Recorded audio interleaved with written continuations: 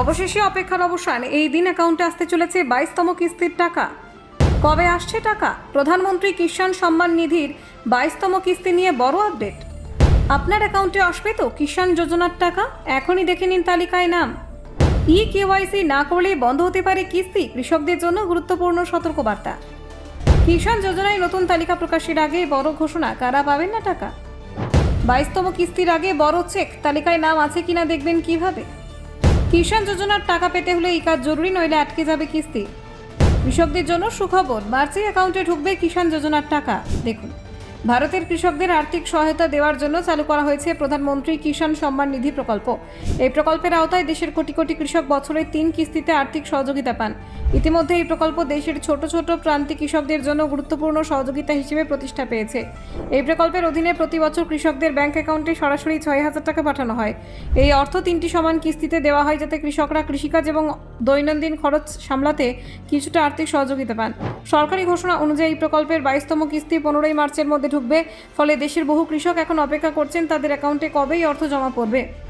তবে জানা যাচ্ছে কিছু কৃষক এবার 22তম কিস্তির টাকা নাও পেতে পারেন। বিশেষ করে যাদের জমি সংক্রান্ত নথিপত্র এখনও সঠিকভাবে যাচাই করা হয়নি, তাদের ক্ষেত্রে অর্থ পাওয়ার ক্ষেত্রে সমস্যা দেখা দিতে পারে।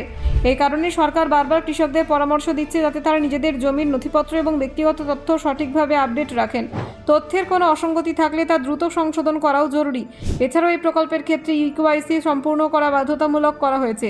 যেসব কৃষক এখন কেওয়াইসি সম্পূর্ণ করেনি, তাদের কিস্তির টাকা আটকে যেতে পারে বলে সতর্ক করা হয়েছে।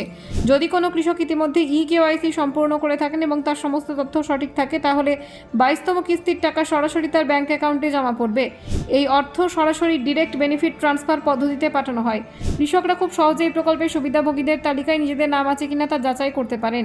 এর জন্য সরকারি অফিসিয়াল ওয়েবসাইট pmkishan.gov.in যেতে হবে। ওয়েবসাইটে গিয়ে বেনিফিশিয়ারি লিস্ট অপশন নির্বাচন করতে হবে। এরপর সেখানে নিজের রাজ্য, জেলা এবং উপজেলা বা তহসিল, ব্লক এবং গ্রামের নাম নির্বাচন করতে হবে। সব তথ্য পূরণ করার পর গেট রিপোর্ট অপশনে ক্লিক করলে সংশ্লিষ্ট গ্রামের সমস্ত সুবিধাভোগীদের তালিকা স্ক্রিনে দেখা যাবে। সেই তালিকায় খুব সহজে নিজের নাম খুঁজে দেখা সম্ভব। এছাড়া কৃষকরা চাইলে নিজেদের কিস্তির টাকা অ্যাকাউন্টে আসবে কিনা তা বেনিফিশিয়ারি স্ট্যাটাস অপশনের মাধ্যমে জানতে পারবেন। এই পদ্ধতিও খুব সহজ এবং দ্রুত।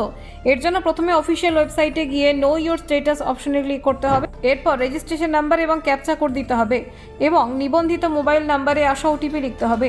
এরপরই স্ক্রিনে কিস্তির সম্পূর্ণ স্ট্যাটাস দেখা যাবে।